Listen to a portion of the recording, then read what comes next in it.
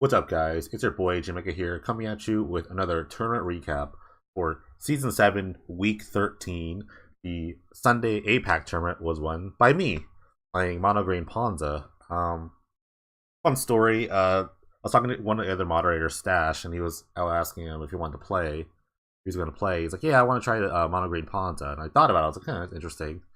Interesting choice. So I looked at some of the old lists, and I saw a list from Ruby Roo, who was doing pretty well in leagues and things like that, but they stopped playing the deck for whatever reason. I'm not sure, but I like the idea. I mean, there's a bunch of like 3 mana like destroy land effects and Ice Storm and Fallow Earth. They're kind of different, but I kind of like took the deck and just put my own ideas into it. So go over the deck list real quick. 22 lands, all forests. I play Rafello, so I don't want any other like cycling lands, things like that. Big thing here, Horn Elves and Absence Pilgrim. They do the best thing, which is ramp you into 3. You want to go from 1 to 3, because 3 is where like your money cards are. Rafel's is pretty great too. If you don't have one of these things, like if you have a Rafel's is fine. They're probably gonna eat a removal spell. You're harder pressed to see this thing die versus this thing die, because on turn 1, a lot of decks like play tap lands, things like that, or the slower decks, unless you're playing mono red. And you'll see these like live a lot.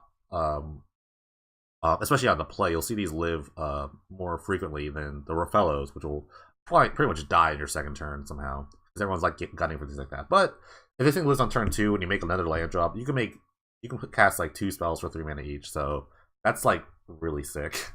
Fallow Earth and Ice Storm are pretty much the same card, but kind of do different things. Ice Storm just like blows the land up. That's cool. But Fallow Earth is actually like way more crazy in the fact that it just like stunts your opponent's draw and kills a land. So if anything, Fallow Earth is like better than Ice Storm in certain situations, especially if they go like turn 1 tap land and you're on the play. You play a mana dork here. This turn 2, that is just like the biggest craziness. As long as you like make your own land drops, this is like it's so good.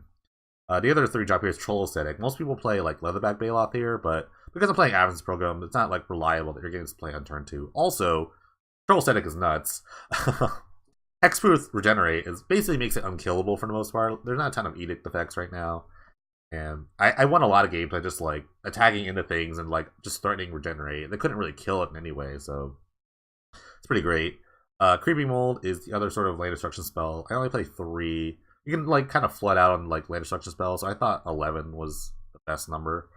Fleetwheel Cruiser though is an interesting one. The idea is that like once you started stunting their mana development, you want to kill them as quickly as you can. So Fleetwheel Cruiser is good at that. It's it's a 5/3, attacks for 4/4, it attacks instantly. And most of your other creatures crew it, like the Rafellos crews it, the Troll, all the other creatures kind of crew it in some way, so not too bad.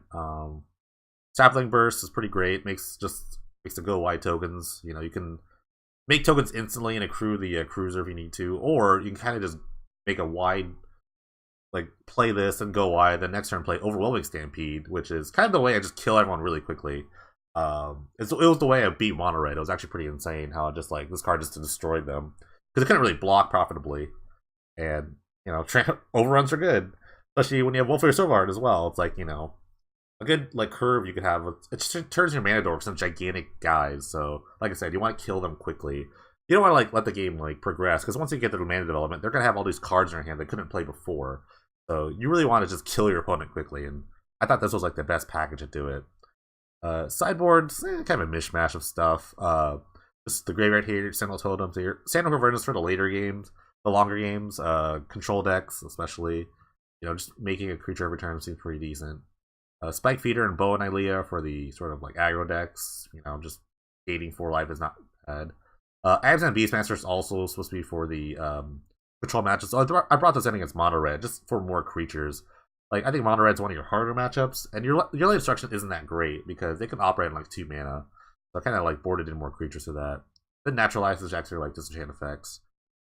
This deck was actually fine. I mean, the tournament had only 8 people, but I beat a lot of really good decks. I think I beat like the Esper Blink deck. I beat Mono Red in the finals. I didn't play like bad. I don't think I played like terrible like non-decks. But yeah, I might pick it again soon. It's still late in the end of the season. If you want to see their deck list from the tournament, just check the description below. There's a link. Thank you guys for watching. Catch you next time.